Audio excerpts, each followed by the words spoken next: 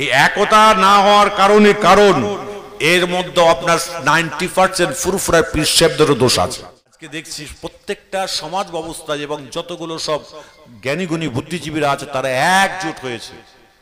আমি গত 9 ডিসেম্বর জামিয়া রহমানিয়াতে এসে আমি বলেছিলাম আমি এক হওয়ার জন্য আমি ডাক দিলাম। কেন? আজকে ওয়াকাফের স্টেটকে কিন্তু কেন্দ্র সরকার নেওয়ার জন্য তারা খুব উঠে পড়ে লেগেছে। আমরা যদি আজকে মারপিট করি, দ্বন্দ্ব করি, ঝগড়া করি, কে তবলি, কে ফুরফুরা, কে দেওবন্দি, কে বেরেলি, কে আলে হাদিস, নেরার দল, ফকিরের দল, সব মুসলমান যতগুলো আছি গোষ্ঠী আছে, আমি বলেছিলাম একটা প্ল্যাটফর্মে আসুন, একটা প্ল্যাটফর্মে আসুন। যদি না আসেন আপনাকে আমাকে কচু কাটা হবে। সে কচু কাটা কিন্তু শুরু হয়ে গেছে।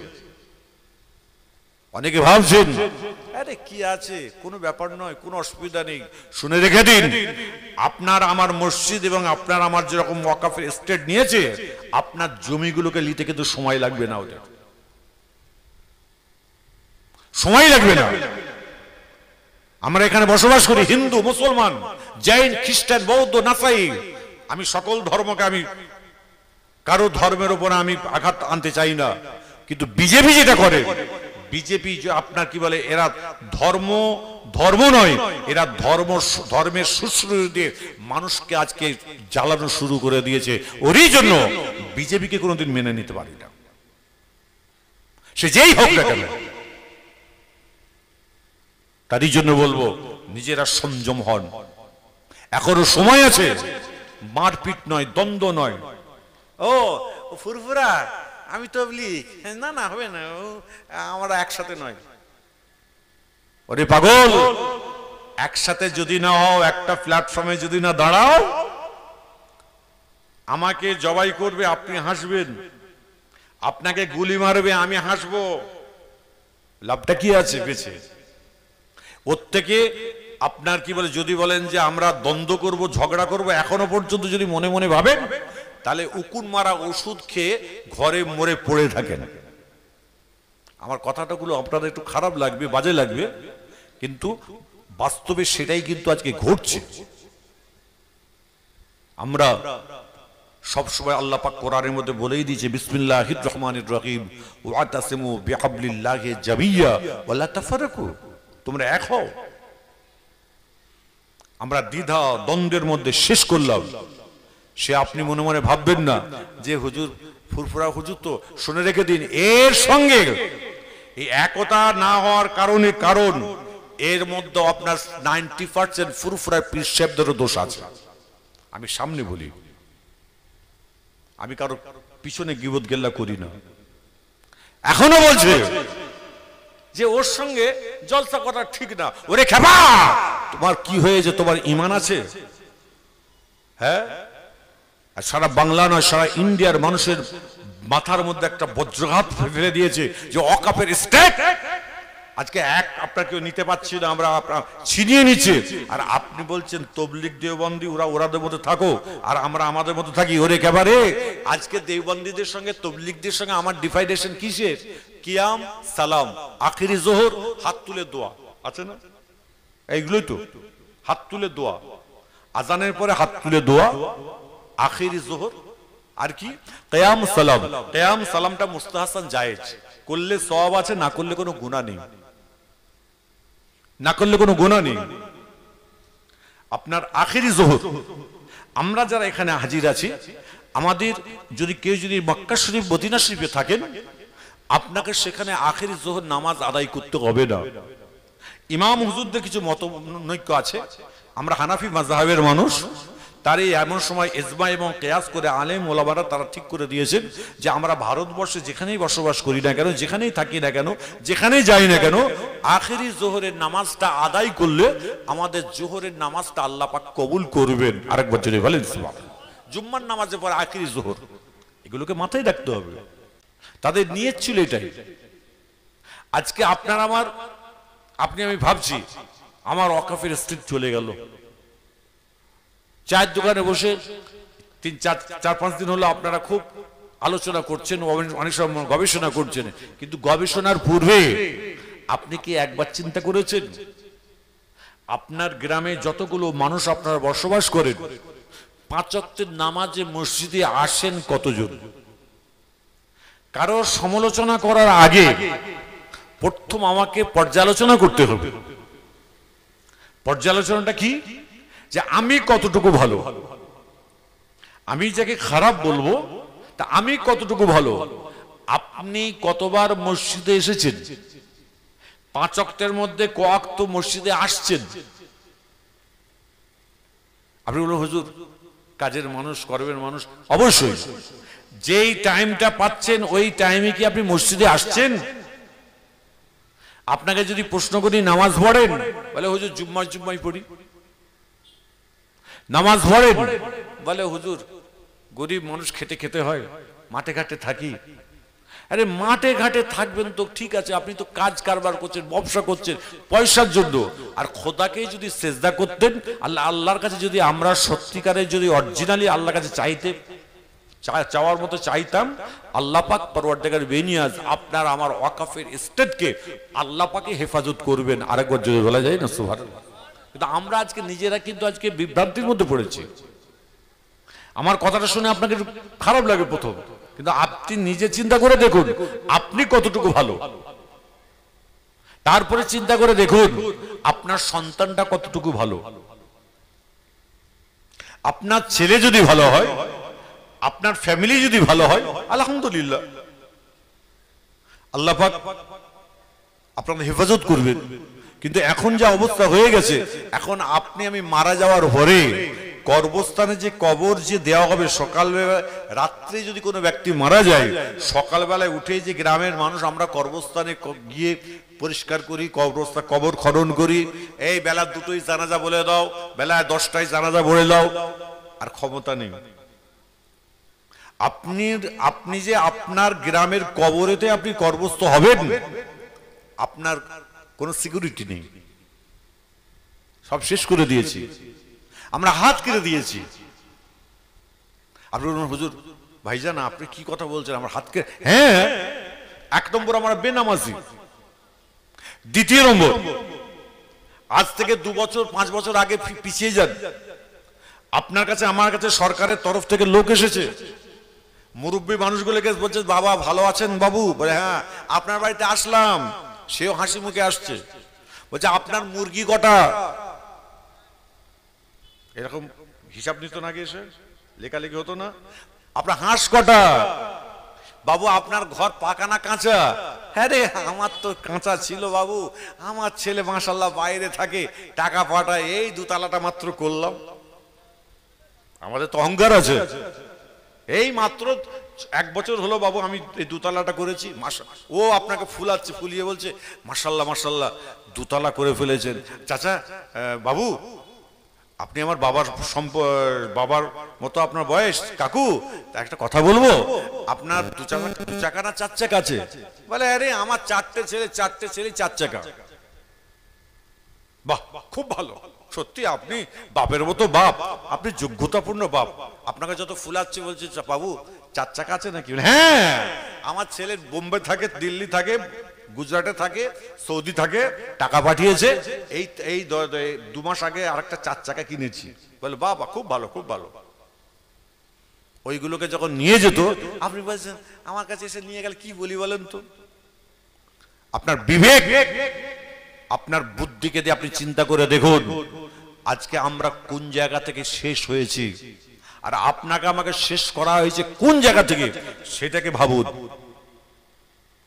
আপনার গোড়া, আপনার সঙ্গে আলোচনা, আপনার সঙ্গে কথাবার্তা বলেছে, আর তারা কি করেছে এইভাবে সব লিখিতভাবে নিয়ে গিয়ে ঠিক জায়গায় মেরে দিয়েছে। এখন আপনাকে সুইচ মারছে, চল বেঙ্গলে নয় ইন্ডিয়াতে চল, ওয়াকফের এস্টেটগুলোকে হাতে তুলে নিয়ে। এখন আপনি কাঁদছেন, কি হবে বাবা আমাদের কি হবে? আরে হওয়ার আগে আপনার ভিতরে যদি শিক্ষা যদি বলে হুজুর আমি তো বাপটা আবার গরিব ছিল, অত শিক্ষা দিতে পারে না, বেশি লেখাপড়া করিনি। ভালো কথা, লেখাপড়া করিনি বলে আল্লাহ আপনার বুদ্ধি দেয়নি, বিবেক দেয়নি? কেন আপনি বলেছিলেন যে আমার 4টে ছেলে, আমার 6টা ছেলে, আমার 6তলা বিল্ডিং, আমার 4তলা বিল্ডিং, আমার 4 চাকা আছে, আমার 2 চাকা আছে, আমার 6 চাকা আছে। আরে আমার ছেলে মাস গেলে এত হাজার টাকা ইনকাম করে, ভালো কথা তো। এবার এসেছে ভালো কথা, মাথায় দিয়ে নাও। এমন কাজ করলেন, এবার আপনার নিশ্চয়তা নেই যে আপনি আপনার কর্মস্থলে আপনাকে কর্মস্থ করা হবে। খবরদার, একটু বুঝুন। এখনো ভাবার, এখনো মানুষ, একটু লেখাপড়া করুন, একটু ভাবুন, ভাবনা চিন্তা করে চলুন, তবেই তো আজকে বড় হতে পারবো। খালি মনে মনে ভাবছেন আল্লাহ আমাকে জমি দিয়েছে, আমার 20 বিঘি জমি আছে, আমার 30 বিঘা জমি আছে, আমার 40 বিঘা জমি আছে, আমি কি বলে আমি ব্যবসা বাণিজ্য করি, আপনি আমার জমিদারি ব্যবসা বাণিজ্য আছে, আমার চাষবাস করে আমার চলে যাচ্ছে মাস গেলে 30, 40, 45, 50 হাজার টাকা আল্লাহ দিচ্ছেন, আরামে রেখেছেন, আলহামদুলিল্লাহ। আপনি থাকুন, ভালো থাকুন, আমরা দোয়া করি। কিন্তু তার সঙ্গে খোদাকে সেজদা করবে কে? আল্লাহকে মেনেছেন কিভাবে? আপনার যদি এখন প্রশ্ন করি, ভাই কোরআন শরীফ পড়তে জানেন? অনেকে বলে হুজুর আমি না সেই ছোটবেলায় আমার বাপ মারা গেছিল আর আমার দাদুর কাছে আমি মানুষ হয়েছিল। হুজুর আমার মা মারা গেছিল, আমার নানির কাছে দাদির কাছে মানুষ হয়েছি। হুজুর আমি লেখাপড়া আমার হয়নি, লেখাপড়া হয়নি। আল্লাহর কোরআনটা শিক্ষা করতে কে বারণ করেছে আপনাকে? কোরআনের শিক্ষা নেই কেন? আপনাকে আমি যদি কোনো প্রশ্ন করি, বলে হুজুর আমার মা ফজরের নামাজ পড়ে কোরআন না পড়ে 1 কাপ চা খায় না, আমার স্ত্রী ফজরের নামাজ পড়ে কোরআন শরীফ পড়ে তবে 1 কাপ চা তৈরি করে। খুব ভালো কথা, কিন্তু আপনি কিন্তু নিজে কিন্তু আপনার মা, আপনার দাদা, আপনার দাদি, আপনার নানি সবাই কিন্তু কোরআন পড়ে। আর আপনি যদি কোরআন না পড়েন, আপনি হলেন বাড়ির গার্জেন, আপনি ইনকাম করছেন, আপনার স্ত্রী, আপনার মা, আপনার বাপ, আপনার দাদা, আপনার দাদু তারা আরামে খাওয়া দাওয়া করছে, ইবাদত বন্দেগী করছে। আর আপনি যখন ইনকাম করছেন তখন কিন্তু আপনি কোরআন পড়তে জানছেন না। আপনি আগামীকাল থেকে আল্লাহর কোরআন পড়ুন, আর আপনি যে কোনো একটা টাইম ধরে আল্লাহর কাছে 2টো হাত তুলে ধরে কাঁদুন যে আল্লাহ আমি যে অন্যায় করেছি, অপরাধ করেছি, আল্লাহ তুমি মাফ করো, আল্লাহ তুমি ক্ষমা করে দাও। আল্লাহর কাছে কাঁদুন, আল্লাহর কাছে চান। আল্লাহ বলবে বান্দারে ফেরেশতারা, দেখ আমার বান্দাগুলো আমার দরবারে কাঁদছে, আখরি নবীর উম্মত গুলো। কি গো ভাই, তুমি অবশ্য হেলিয়ে দেবে নাকি? তা যাই হোক, তা আপনার কি বলে আখেরি নবীর উম্মত, সে আমার কাছে কাঁদছে, চেয়েছে, যা আমি আল্লাহকে জান্নাতি বলে কবুল করে নিলাম। আরেক বছর বলেন না সুবহান, আরেকটা আওয়াজ দিয়ে যদি বলা যায় না, আল্লাহর এক বান্দা আপনার কি বলে জোয়ান যুবক ছেলে আস্তে আস্তে বড় হয়েছে। এমন সময় ছেলেটা ছিল মূর্খ। ছেলেটা মূর্খ, তার একটা বান্ধবী ছিল। আজকাল ছেলে মেয়েরা দেখবেন বান্ধবী, বন্ধু বান্ধব শব্দ বান্ধবী থাকে, তার ছেলেটারও কিন্তু বান্ধবী আছে। তেমন সময় ছেলেটা মূর্খ আর মেয়েটা হলো শিক্ষিতা। যখন বয়স যখন প্রাপ্ত হয়েছে তখন বলছে, ছেলেটার নাম হলো সিরাজ, বলছে শোনো হে আমার প্রেমিকা, শোনো। বলে কি? বলে আমি তোমাকে বিয়ে করব, আমি তোমাকে বিয়ে করব। বলছে তুমি আমাকে বিয়ে করবে? বলে হ্যাঁ। বলছে আমি যদি তোমাকে বিয়ে করি, আমি একজন শিক্ষিতা মেয়ে ছেলে আর তুমি একজন মূর্খ ছেলে, আমি সমাজে মুখ দেখাতে পারবো না। না, তুমি আমার বন্ধু হতে পারো, তোমার ভেতরে শিক্ষা নেই, আমি তোমাকে বিয়ে করতে পারলাম না। যখনই বলেছে, ছেলেটার নাম হলো সিরাজ, সৌদি আরবের মানুষ। এমন সময় বলছে আল্লাহ আমি আজকে মূর্খ বলে আমাকে এইভাবে অপদস্থ করলো, ঠিক আছে। বলে সে কি করলো, কোরআন শরীফ পড়তে শুরু করে দিয়েছে। কোরআন একদম হেফজ কমপ্লিট করে ফেলেছে। করে বলছে আমি কি মেয়েটার কাছে যেতে পারি? মনকে প্রশ্ন করছে, বিবেককে প্রশ্ন করছে, আমি কি মেয়েটার কাছে যাব? আমি তো কোরআনের হাফিজ হয়েছি। মন বিবেক বলছে না না না, খবরদার না, তুমি কোরআনে হাফেজ হয়েছো, আরো লেখাপড়া করো। এমন সে একজন ফার্সিতে কবি হলেন। কবি হয়ে কমপ্লিট হয়ে এমন সময় মেয়েটির কাছে এবার গেছে সিরাজ, ওই ছেলেটির নাম সিরাজ, কবি সিরাজ গেছে। যাওয়ার পর বলছেন আসসালামু আলাইকুম। বলছে ওয়ালাইকুম আসসালাম। বলছে মান আনতে, আপনি কে? বলে আনা সিরাজ। বলছে সিরাজ তাফাদ্দাল, কে সিরাজ? তখন সিরাজ বলছে এই তোমার একটা কোনো বন্ধু ছিল আপনার কি বলে লেখাপড়ার জীবনে, তার নাম কি সিরাজ? বলে হ্যাঁ হ্যাঁ আমার মনে আছে। সে বলে কে সে? সে কই? তখন বলছে আনা সিরাজ, আমি হলাম সিরাজ। এই সিরাজ তোমার খবর কি? বলছে আমি তোমার যোগ্য পাত্র হয়ে এসেছি, আমি তোমাকে বিয়ে করব। বলছে সিরাজ তুমি আমাকে বিয়ে করতে এসছো? বলে হ্যাঁ। বলে শোনো, তুমি আমাকে একবার প্রস্তাব দিয়েছিলে না? বলে হ্যাঁ প্রস্তাব দিয়েছিলাম। তখন তো আমি মূর্খ ছিলাম, এখন আমি শিক্ষিত হয়েছি। বলছে সিরাজ তুমি যেরকম শিক্ষিত হয়েছো আর আমি তোমাকে যেরকম ভালোবেসেছি, আমার ভিতরে যে এলেম ছিল, আমি কিন্তু আজ পর্যন্ত কাউকে বিয়ে করিনি, কিন্তু সে বয়স নেই। তখন মেয়েটি ছেলেটাকে বলছে, ফার্সিতে বলছে কি জানেন? শোনো হাফেজ বাতগয়ম তেগুল তাজা নামি মানদ, শোনো হাফেজ বাতগয়ম তেগুল তাজা নামি মানদ, আগার মানদ সবে মানদ সবে দিগার নামি মানদ। এই সিরাজ তুমি শুনে রেখে দাও, আজকে তুমি আমাকে বড় ভালোবাসতে, আমি তোমাকে বড় ভালোবাসতাম। একটা গোলাপ ফল সম্পূর্ণ ফুটে যাওয়ার পরে কটা দিন তাজা থাকে বলো? সঙ্গে সঙ্গে সিরাজ বলেছিল একটা দিন অন নাইট, একটা রাত থাকতে পারে। বলে শোনো হাফেজ বাতগয়ম তেগুল তাজা নামি মানদ, এই হাফেজ সিরাজ শুনে রেখে দাও, একটা গোলাপ ফুল যখন পরিপূর্ণ ফুটে যায়, একটা রাত যখন তাজা থাকে, আজকে যখন আমার যৌবন ছিল, তুমি আমাকে বিয়ে করতে চেয়েছিলে, আমি আজকে তোমাকে বিয়ে করতে পারি নাই, তুমি তো আমিও বিয়ে করি নাই, তুমি বিয়ে করো নাই। শোনো হাফেজ বাতগয়ম তেগুল তাজা নামি মানদ, আগার মানদ সবে মানদ সবে দিগার নামি মানদ। কিন্তু আজকে দুজনের ভালোবাসা রয়ে গিয়েছে।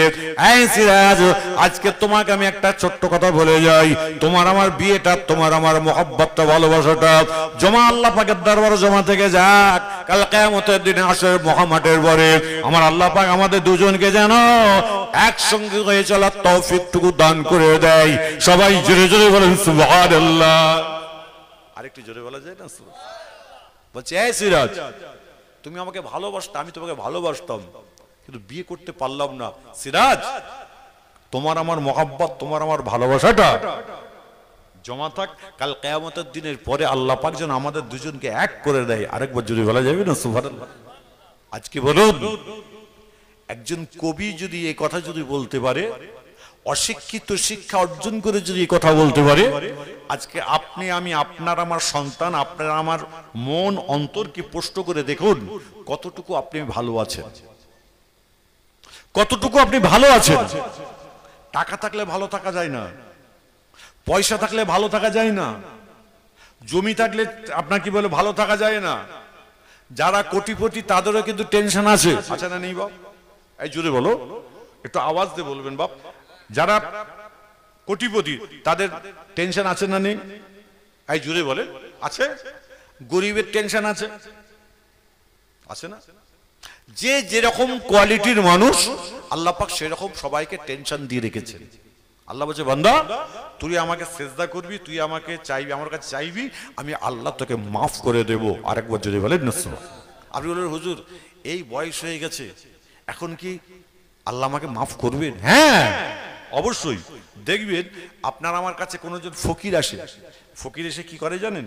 ভিক্ষা চায় না, বাবু 100 টাকা দাও, বলে না?